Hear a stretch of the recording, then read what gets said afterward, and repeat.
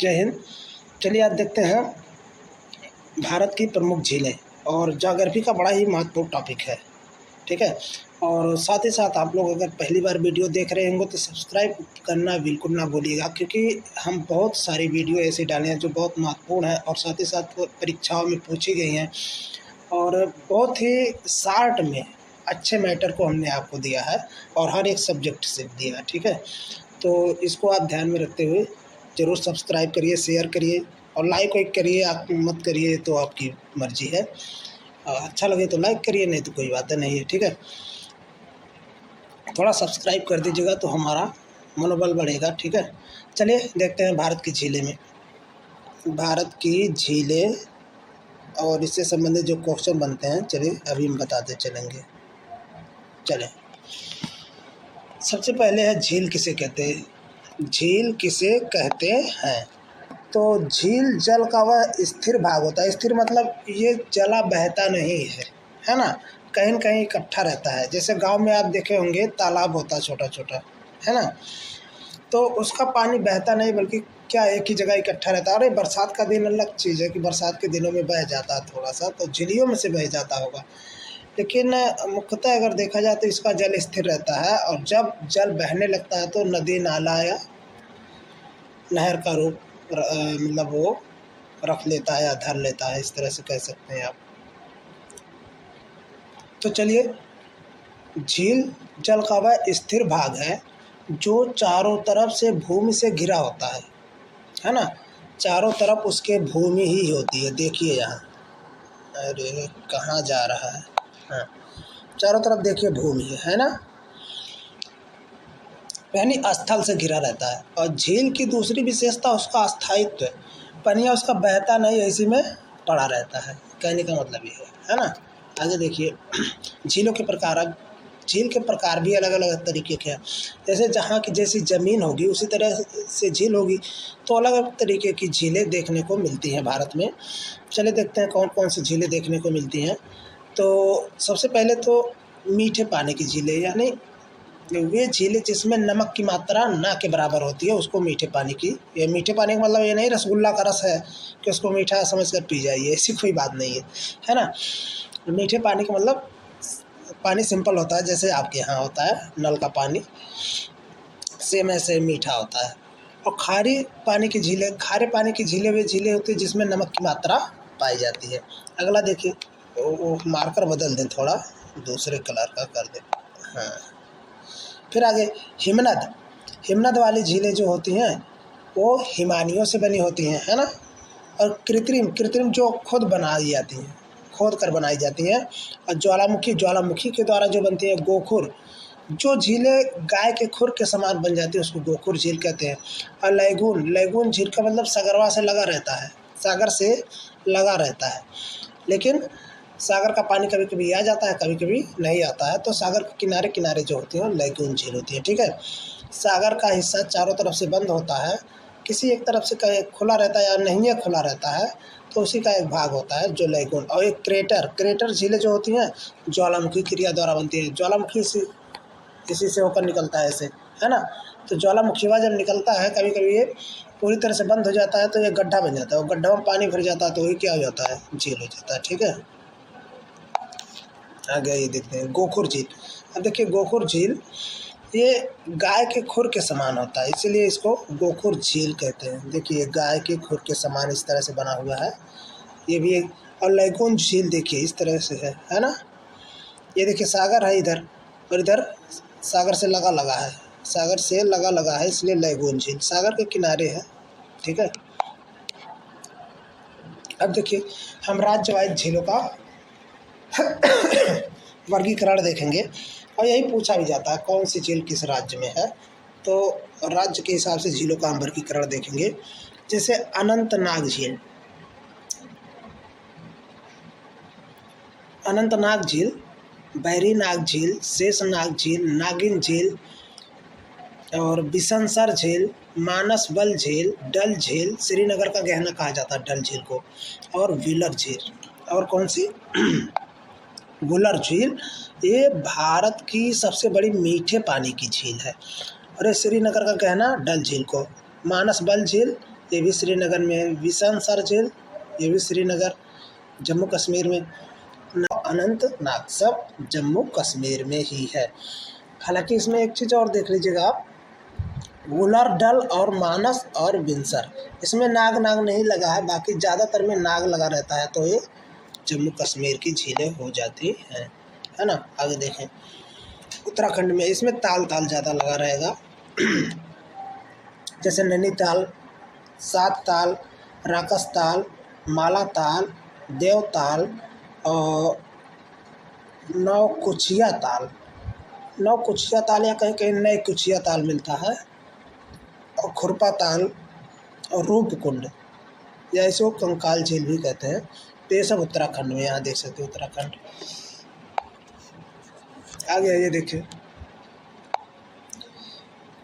जम्मू वाले में नाग लगा रहेगा, डल, बुलर, इतना ध्यान रखिएगा, ये जम्मू कश्मीर में इसमें नाग नहीं लगा है, बाकी ज़्यादातर नाग लगा रहेगा। और उत्तराखंड वाले में ज़्यादातर ताल लगा रहेगा। अब हिमाचल में देखिए, हिमाचल भी उत्तराखंड के जस्ट बगल में ही है, तो इसमें देखिए भी, इसमें भी ताल लगा है, लेकिन हम इसको याद कैसे करेंगे। सूरज चाँद हिमाचल से संबंधित है ना। सूरज चाँद हिमाचल से संबंधित है, इतना ध्यान रखिएगा, ताल को छोड़ दीजिए। सूरज और चाँद हिमाचल, है ना। सूरज चाँद हिमाचल, तो हिमाचल प्रदेश की हो जाएगी। अब आगे देखिए हिमाचल यहाँ ऊपर है, और ये देखिए आपके उत्तर प्रदेश वाला देख लेते हैं। उत्तर प्रदेश में एक गोरखपुर में है रामगढ़ ताल जो महत्वपूर्ण है। उत्तर प्रदेश में एक झील महत्वपूर्ण है, रामगढ़ ताल। आगे, हालांकि उत्तर प्रदेश में और भी झीलें हैं, लेकिन उत्तर प्रदेश विशेष जब बताएंगे उसमें तो झीलें सारी बताएंगे, ठीक है। चलिए आगे देखते हैं। सिक्किम में चोलामू झील महत्वपूर्ण है सिक्किम में। और चोलामू झील भारत में सबसे अधिक ऊंचाई पर स्थित है। चोलामू झील ये सिक्किम में, ये सिक्किम वाला एरिया इस तरह से, ठीक है।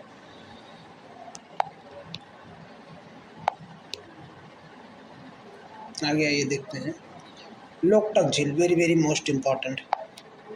लोकटक झील बहुत बार पूछा गया। पूर्वोत्तर भारत में मीठे पानी की सबसे बड़ी झील है, पूर्वोत्तर भारत में, है ना। और उत्तर भारत में जम्मू कश्मीर वाला हो जाएगा।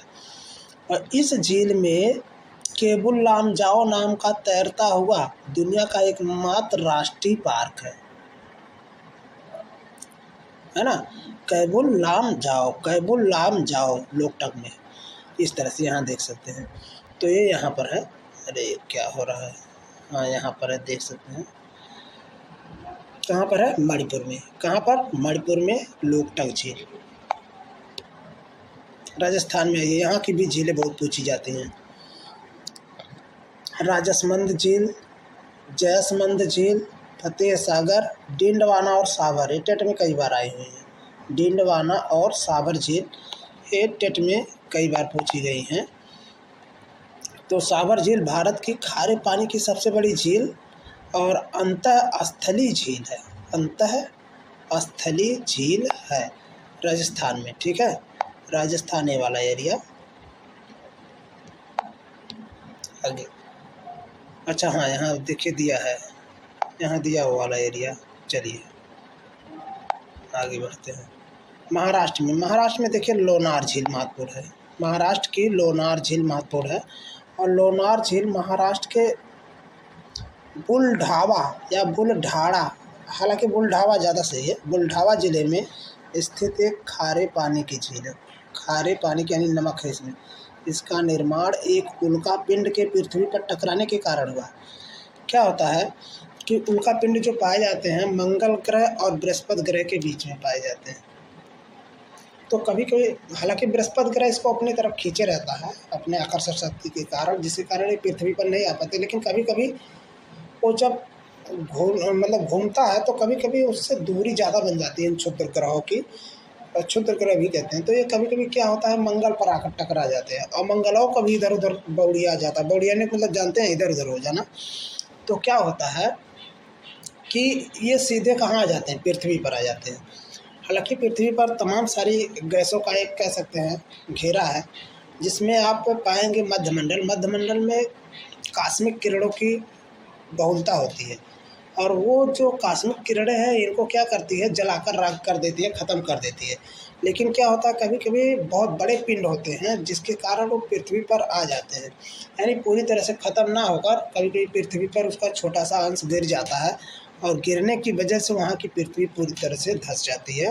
और धंस जाती है तो कुछ दिनों बाद उसमें पानी वगैरह भर जाता है तो झील बन जाती है। इसी को बोला जाता है कि उल्का पिंड के पृथ्वी से टकराने के कारण हुआ जो झील का निर्माण, यानी उसको बोलते हैं कि उल्का पिंड वाली झील। ठीक है, उल्का पिंड वाली झील भी बोलते हैं। यहाँ देखिए महाराष्ट्र में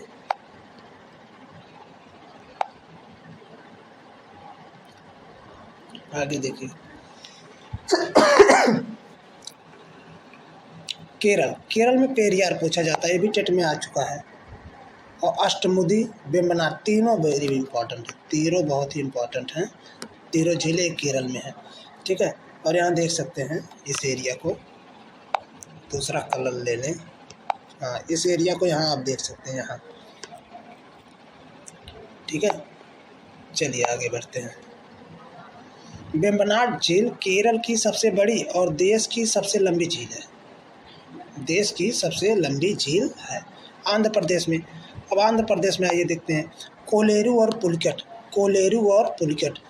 पुलिकट झील भारत की दूसरी सबसे बड़ी लैगून झील है। इसका 84% भाग आंध्र प्रदेश में, 16% भाग तमिलनाडु में पड़ता है। यह झील सतीश धवन उपग्रह प्रक्षेपण केंद्र के पास स्थित है ना। इसको सब नोट कर लीजिएगा। उड़ीसा में चिल्का झील, ये भी बहुत पूछा जाता है। चिल्का झील भी इम्पोर्टेंट है। ये चिल्का झील भारत की सबसे बड़ी लैगून झील है। और दूसरी वाली आंध्रा वाली भी बताए, ये कोलेरू, अरे क्या नाम, पुलिकट बताए हैं। और यहाँ देखिए चिल्का सबसे बड़ी और दूसरकी वाली पुलिकट। आगे देखिए चिल्का झील भारत की सबसे बड़ी खारे पानी की तटीय झील है, या लैगून झील भी बोलते हैं इसको। यहाँ देख सकते हैं। आगे आंध्र प्रदेश, अच्छा ये तो हो ही गया ना। पुलिकट इसमें ध्यान रखिएगा, दूसरी सबसे बड़ी, और चिल्का सबसे बड़ी पहली। उड़ीसा में चिल्का, अरे कितनी बार हो गया, 2 बार हो गया है। आइए आगे, अब कुछ क्वेश्चन और देख लेते हैं इसमें। भारत की मीठे पानी की सबसे बड़ी झील, बीएड वाले विशेष ध्यान देंगे, ये क्वेश्चन बहुत पूछा जाता है। भारत की खारे पानी की सबसे बड़ी झील, ये मीठा पानी वाली जम्मू में है, और ये वाली चिल्का वाली उड़ीसा में है। भारत की सबसे बड़ी खारे पानी की अंतःस्थलीय झील सांभर झील राजस्थान में है। भारत की सबसे बड़ी लैगून झील चिल्का झील। लैगून मतलब लगल है, जो है ना, जो सागरवा से लगल है, यानी सागर से। भारत की सबसे बड़ी, अच्छा सबसे लंबी झील वेम्बनाड केरल वाली। भारत की सबसे ऊंची झील चोलामू। भारत की सबसे बड़ी कृत्रिम झील गोविंद बल्लभ पंत झील है। तो इस तरह से झीलों का एक ठोस, या कह सकते हैं महत्वपूर्ण, या कह सकते हैं बहुत ही सटीक नोट्स हमने आपको प्रोवाइड किया है इस वीडियो के माध्यम से। और इसको अगर आप नोट कर लेंगे ज़रूर आपके लिए लाभकारी होगा, हितकारी होगा। बहुत सारी परीक्षाओं में यहाँ से क्वेश्चन आए हुए हैं। ठीक है, तो आज के लिए इतना ही, और अपना कमेंट आप ज़रूर दीजिएगा। धन्यवाद।